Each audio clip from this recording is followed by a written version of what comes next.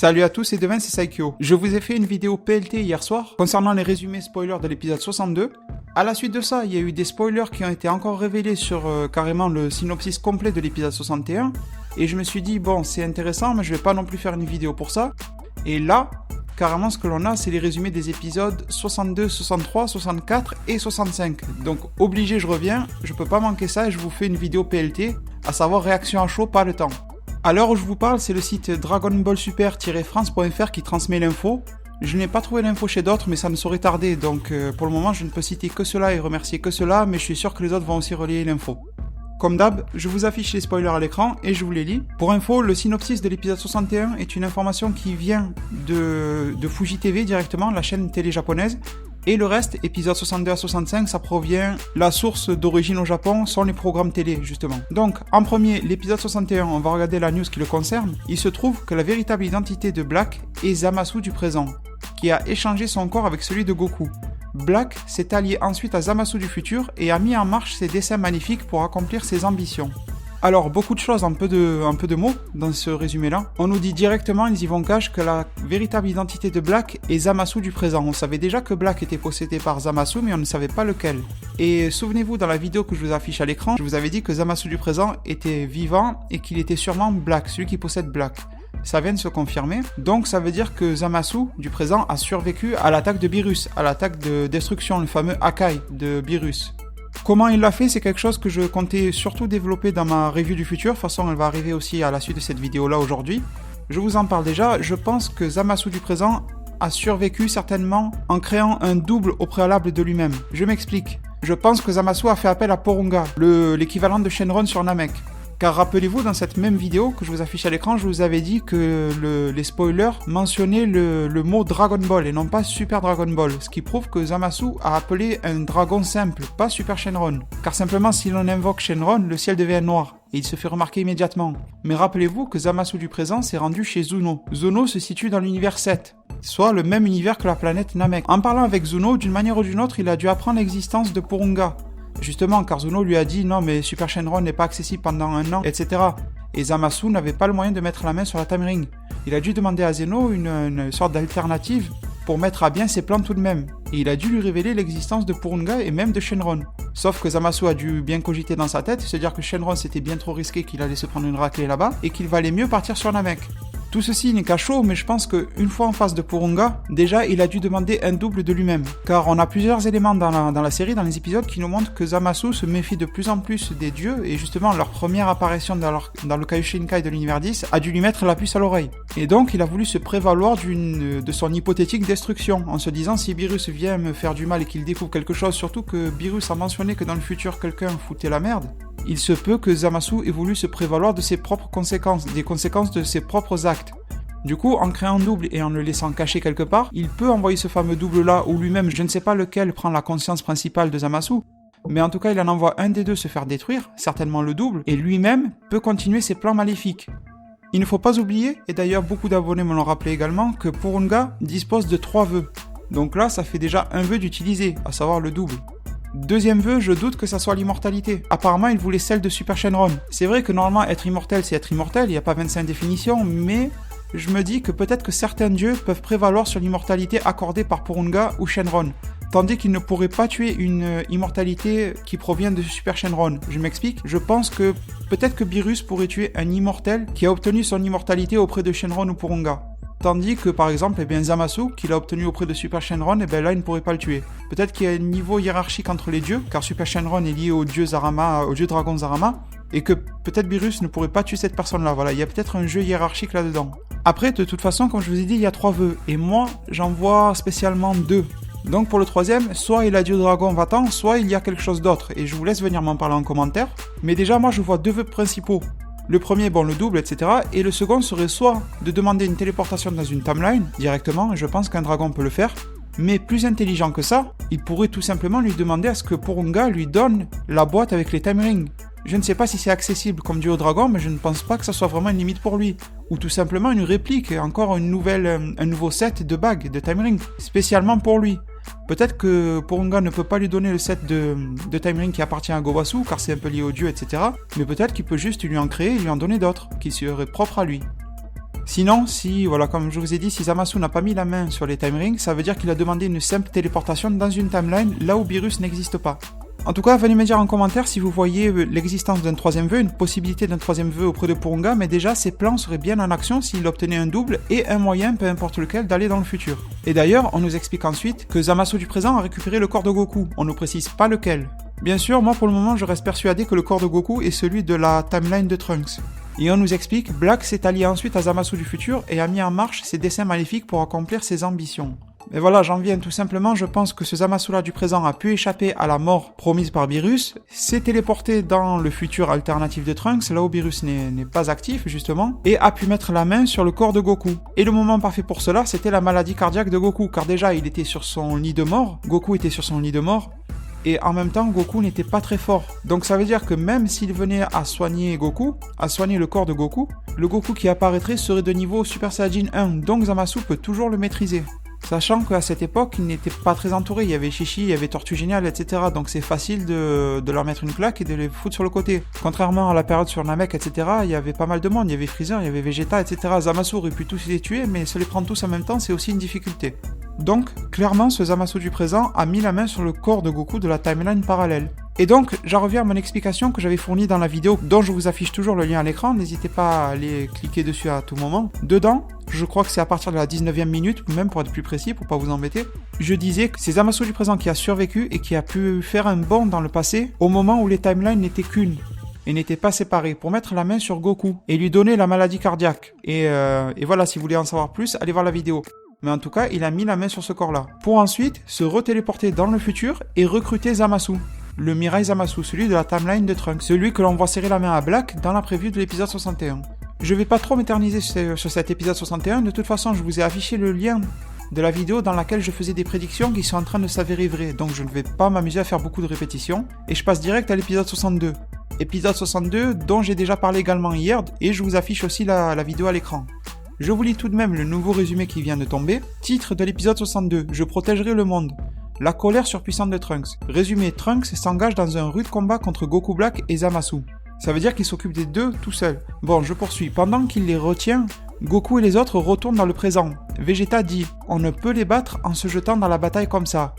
Mais Piccolo lui répond « Dans ce cas, il y a une chose que vous pouvez faire ». On en revient à ce que j'ai détaillé encore une fois dans la PLT de l'épisode 62 hier soir.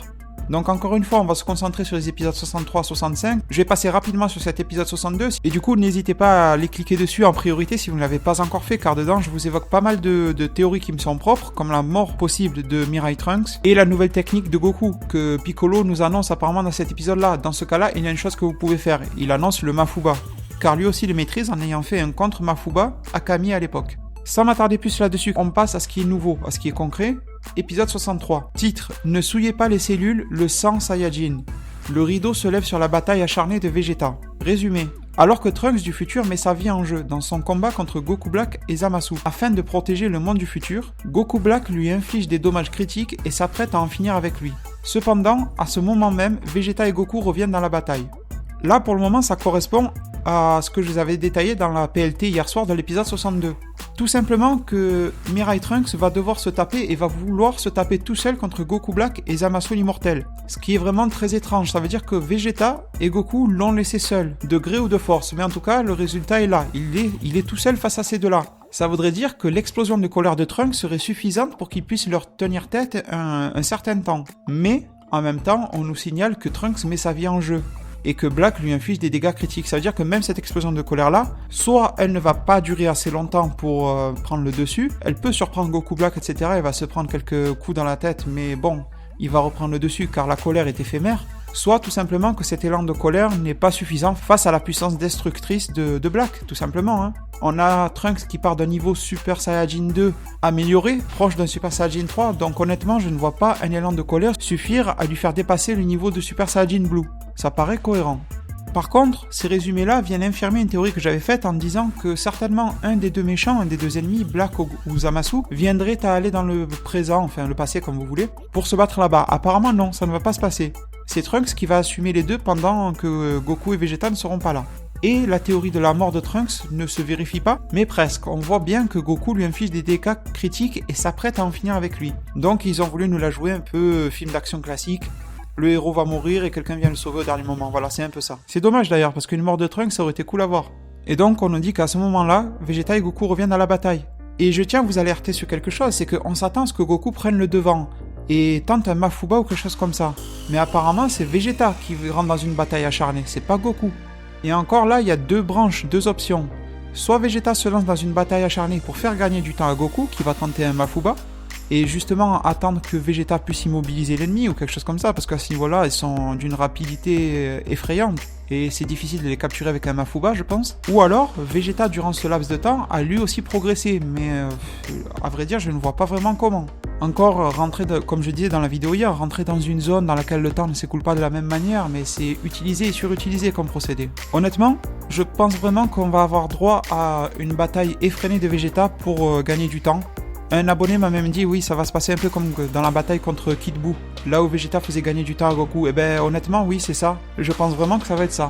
Vegeta va livrer un beau combat pour les retenir, étant donné que Trunks est mort, du coup il va vouloir se détaper en 1 contre 2 en plus, et Vegeta va être le dernier rempart, la dernière défense devant Goku.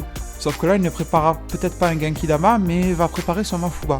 D'ailleurs on le voit au titre, ne souillez pas les cellules de Sans Saiyajin, c'est vraiment la fierté de Vegeta qui ressort. À savoir, ne vous appropriez pas le corps d'un Saiyajin pour faire vos petites manigances. Et là vous allez comprendre pourquoi je ne me focalise pas trop sur ces épisodes-là, bien que ça soit très intéressant, mais j'en ai déjà discuté donc. Et maintenant on rentre dans ce qui va vraiment faire monter l'excitation chez les fans et l'attente, l'épisode 64. Je vous lis le titre.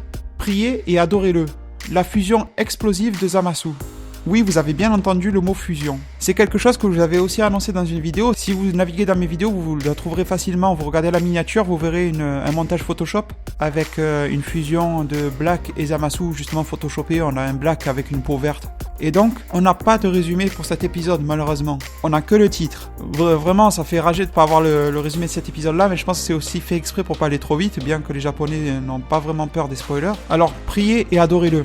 Ça fait vraiment référence à un dieu suprême, un dieu unique et suprême qui va imposer sa volonté. Car au final, il n'y aura personne qui va venir vanter les mérites de ce dieu-là, du dieu Zamasu. C'est lui-même qui vante ses propres mérites. La fusion explosive de Zamasu. Donc on en vient à Zamasu qui va fusionner avec lui-même. Zamasu immortel va fusionner avec Black Zamasu, soit Zamasu du présent. Et je pense que ce qui va se passer dans l'épisode 61, à savoir que les deux vont se mettre à faire des attaques chorégraphiées, des attaques un peu préparées, des attaques synchronisées, et que comme le dit Goku dans la preview de l'épisode 61, ces attaques-là sont ultra puissantes, alors que les deux sont séparés. Ils ne font juste que combiner leurs attaques. C'est pour nous préparer et nous dire attention, ces deux-là vont fusionner et vont vous faire des attaques qui vont tout faire péter sur leur chemin, vraiment. En plus, s'ils fusionnent, c'est qu'ils sont confiants quant à l'immortalité. Ça veut dire qu'ils ne pensent pas qu'ils vont la perdre. Peut-être que dans les résultats, dans les faits, ils ne seront pas immortels, mais en tout cas, en le faisant, ils pensent vraiment conserver cette immortalité-là. Je ne pense pas que Mirai Zamasu aurait été jusqu'à invoquer Super Shenron pour avoir une immortalité qui va durer le temps de 2 épisodes. Je pense qu'il est certain de la conserver. Et déjà, on peut s'imaginer en termes de design, qu'est-ce que ça peut donner? Est-ce que ça va donner juste un Zamasu, une sorte de Zamasu bis? Mais étant donné qu'il est dans le corps de Black, est-ce que ça va être un Black qui a la peau verte? Est-ce que ça va être juste... Est-ce qu'on va en faire avoir le Super Saiyajin White, le Super Saiyajin blanc? À savoir un Goku Black qui aurait les cheveux blancs, une aura blanche, très blanche. Je pencherais peut-être pour cette option, à vrai dire. Déjà, si l'on se fie à l'interview d'Akira Toriyama, étant donné qu'il a dit que le prochain ennemi aurait les cheveux blancs et que ça aurait causé des problèmes si Goku avait lui-même le Super Saiyajin White, donc là, on rentre vraiment dans le tas. Et là, ça correspond parfaitement à l'interview de Toriyama. Et d'ailleurs, je vous avais mis le montage Photoshop de Goku Black avec la peau verte, mais si vous allez le voir, ça rend pas très bien visuellement. C'est pas quelque chose que l'on peut trouver vraiment très classe, honnêtement. Je sais pas quels sont vos goûts à ce niveau-là, tout est discutable. Mais vraiment, c'est pas le top de... Mais vraiment, ça a pas l'air d'être le top du charisme que de voir un Goku avec une peau de couleur Namek. Enfin bon, vraiment, le Goku en tête de grenouille, ça rend pas trop bien. Donc je pense qu'ils vont éviter la peau verte, même si Zamasu de base a la peau verte. Et de toute façon, cette fusion-là, fallait s'y attendre. Les deux portent une Potara du bon côté. C'est pas pour rien, c'est vraiment qu'au bout d'un moment, il y en a un qui va la bouger. Mais en même temps, comment peuvent-ils être sûrs du résultat? Qui sera prédominant en termes de physique, en termes de capacité, etc. Font-ils juste confiance au Potara pour cela? Est-ce que c'est celui qui va modifier la Potara de côté qui va donner l'impulsion à la fusion, donner un peu le côté principal? Mais en même temps, j'ai peur que ça nous fasse un peu une histoire à la Obito dans Naruto Shippuden, quand il a absorbé le démon ultime Jubi, et qu'il est devenu presque un peu schizophrène, etc. J'ai un peu peur que ce Zamasu, ce nouveau Black Zamasu, devienne un peu schizo, étant donné qu'il va être lui-même avec lui-même. Ça marche bien si les deux sont côte à côte, deux êtres distincts, ils s'entendent bien. Mais être fusionné avec soi-même, ça doit faire pas mal de résonance dans son propre cerveau, dans sa propre tête. Il y a de quoi devenir fou réellement. Surtout que ce n'est pas vraiment son lui-même à proprement parler, ce sont deux Zamasu de deux timelines différentes. Vraiment, pour moi, ça va faire le bordel dans sa tête. Je vais passer à l'épisode 65 avant de revenir à quelque chose que l'on attend tous. Je pense que vous savez déjà de quoi je parle. Donc, épisode 65, le jugement dernier, le pouvoir ultime du dieu suprême. Enfin, là, je pense qu'en fin d'épisode 64, Zamasu et Black, donc Zamasu et Zamasu, vont fusionner, histoire de faire un peu le climax de l'épisode. Et en épisode 65, ils vont vraiment mettre leur plan en action. Forcément, si un mec super balèze vient d'arriver, il faut qu'on nous le montre en train de tout défoncer, de tout éclater, de mettre un coup et de mettre Goku dans le coma, enfin voilà, des choses comme ça. Peut-être même de détruire la Terre parallèle de Trunks, qui sait. D'ailleurs, j'ai une théorie aussi concernant les habitants de la Terre de Trunks et je vous en ferai part plus tard. Et donc, s'ils en viennent à fusionner, s'ils en arrivent à ce point-là, c'est que comme je vous avais dit, le plan va beaucoup plus loin, le plan zéro humain va beaucoup plus loin. C'est que déjà, ils se sont rendus compte que le fait de faire résonner ensemble et d'associer deux ki divins, deux âmes divines, devenait quasiment le pouvoir suprême. Et j'en reviens à mon idée de base disant qu'ils vont se confronter certainement, très sûrement, à Zeno, le grand prêtre et tout ça, les plus hautes instances divines. Et je ne pense pas qu'ils vont le faire par le biais du bouton que Goku possède, mais qu'ils vont se rendre directement dans le monde de Zeno. Ils vont se faire peut-être même facilement les gardes de Zeno. Justement, ça nous montrera un peu la puissance que possède ce Black Zamasu. Et j'imagine déjà un énorme combat entre ce Black Zamasu et le grand prêtre. Imaginez un peu ce que ça pourrait donner. Deux personnages, entre guillemets, inédits, qui nous livrent un combat énorme. Ça serait déjà pas mal pour une belle innovation dans Dragon Ball Super. Sachant que l'on nous a introduit le grand prêtre il y a quelques temps, un peu comme ça, un peu sur le fil, en nous disant qu'il faisait partie des 5 êtres les plus forts. Cette information-là n'est pas tombée pour rien. Ça veut dire qu'il a du répondant, il est petit de taille mais il envoie au combat.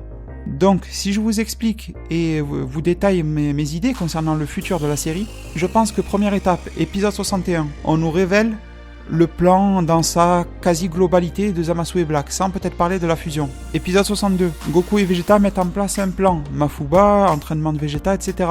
Et Trunks prend le relais. Épisode 63, Trunks a failli se faire tuer, se faire défoncer complètement, mais ils arrivent un peu comme des sauveurs pour prendre la place de Trunks dans le combat. Donc Trunks est hors jeu maintenant. Et on a Vegeta qui livre un super beau combat pour donner du temps à Goku. Cette tentative ne fonctionnera peut-être pas. Ou alors, imaginez même que le Mafuba fonctionne, mais fonctionne par exemple sur Zamasu immortel, et que Black décide de changer sa potara d'oreille, et que cela décèle automatiquement le Zamasu immortel qui se trouve dans le Mafuba. Ça l'extrait du Mafuba. La fusion pourrait être la solution, justement, le contre Mafuba. Et donc, épisode 64, on verrait ce Black Goku galérer tout seul et changer la Potara de côté pour fusionner en toute fin d'épisode avec le Zamasu immortel. On verrait tout simplement le cheminement inverse, le voir sortir du Mafuba. Épisode 65, on en vient à l'apogée de ce dieu, de ce nouveau dieu suprême, qui va certainement faire encore monter un peu plus les enchères, voire, je vous l'ai dit, jusqu'à détruire la Terre et aller ailleurs. Qu'adviendra-t-il de nos héros? Je ne sais pas. Peut-être même une intervention de Mirai Whis qui pourrait les sauver, les mettre dans une bulle protectrice. On ne sait pas vraiment quel pouvoir peut cacher encore Whis. Est-ce qu'il peut communiquer avec ses lui alternatifs? On ne sait rien de tout ça. Et à ce jour, on n'a toujours pas vu Mirai Whis intervenir. Pourtant, on est dans son monde, dans son univers. Ce n'est qu'une supposition bien sûr, mais si Black et Zamasu font quelque chose de très grave sur la Terre et se dirigent ailleurs, pour mettre à bien leur plan zéro humain, ça veut dire qu'il faudra bien que quelqu'un vienne encore sauver Goku, Vegeta et Trunks, et les mettre à l'abri de cette destruction massive. Sachant que, comme je vous avais dit, pourquoi aller défier Zeno? Tout simplement car si vous voulez mettre fin à la création des humains, déjà faut détruire ce qui existe, mais il faut empêcher que de nouveaux soient créés. Et qui crée les humains? Ce sont les Kaioshin. Mais qui crée les Kaioshin? Il y a l'arbre, mais en même temps il y a quand même les instances divines, à savoir Zeno, etc. Tout cela sont un peu à la base de la création, même s'il y a l'arbre Kaiju qui crée les Kaioshin, je pense qu'ils ont quand même un lien là-dedans. Et donc, étape suivante, ce que je vois bien à partir des épisodes 66, 67, etc., c'est que Black Zamasu se dirige vers, je ne sais pas comment l'appeler, mais le monde de Zeno, on va dire, ce n'est pas un Kaioshinkai, le Zenokai, enfin bon, j'en sais rien, et se trouve confronté aux deux gardes de Zeno. Ces deux gardes risquent de se faire lamentablement défoncer. À la suite de ça, le grand prêtre va se mettre en travers de cela. Et là, on va avoir certainement un magnifique combat dans le monde de Zeno entre le grand prêtre et ce Zamasu Black si mes suppositions à chaud se révèlent être vraies. En tout cas, ça me paraît pas du tout impossible. On nous introduit des personnages un jour, c'est pas pour les oublier. Ensuite, que deviendraient Goku et Vegeta? J'ai envie de mettre l'hypothèse de l'entraînement de côté et se dire que peut-être ils vont avoir également recours à la fusion. Il y a plusieurs moyens. Soit ils avaient déjà récupéré des Potara en se rendant dans le passé, au moment où Goku apprend le Mafuba, etc. Il y a encore de fortes chances qu'ils se retrouvent à ce moment-là en contact avec Kaioshin, avec Neptune, qui, voyant la gravité de la situation, leur aurait donné les Potara. Vegeta refusant, mais Goku les acceptant quand même en douce. Voilà, une scène comme ça, je la verrais bien se profiler. Et je vous disais que Mirai Whis pourrait venir les sauver. Mais peut-être que même que cette fusion pourrait également les sauver dans le monde futur. Imaginez Black Zamasu qui fait péter la Terre et les deux héros qui fusionnent à ce moment-là histoire de peut-être tenter quelque chose de se sauver. C'est quelque chose également de valable. Mais en tout cas, j'aimerais bien avoir une intervention de Mirai Whis, ça c'est sûr. Donc, je viens de vous donner ma vision, on pourrait encore théoriser beaucoup plus là-dessus, discuter, etc. Enfin, du moins, je pourrais le faire en vidéo.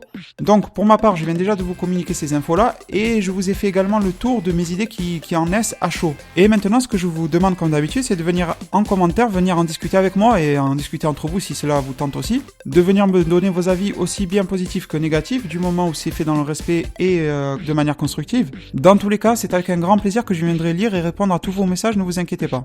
J'espère en tout cas que la rapidité à laquelle je vous ai apporté l'information vous aura plu, que les petites idées que j'ai développées par-dessus vous auront aussi éveillé votre curiosité, et si c'est le cas, n'hésitez pas à me laisser un petit j'aime d'encouragement pour les prochaines fois. Comptez sur moi pour être là dès qu'une news de ce type-là arrivera, même à faire des lives dans le futur. Donc, c'était tout pour cette PLT, c'est spoiler. On se retrouve également dans la journée, dans la soirée, ou même dans la nuit concernant la review du futur de l'épisode 61, que je vais tout de même vous sortir, il n'y a aucune raison que je ne fasse pas. Je vous laisse sur ces mots, prenez soin de votre futur, le meilleur moyen d'y arriver c'est de vous abonner à ma chaîne, de la commenter, la partager, la liker comme d'habitude et le faire de plus en plus si vous voulez que notre communauté puisse s'agrandir sur YouTube. A plus pour de prochains arts divinatoires.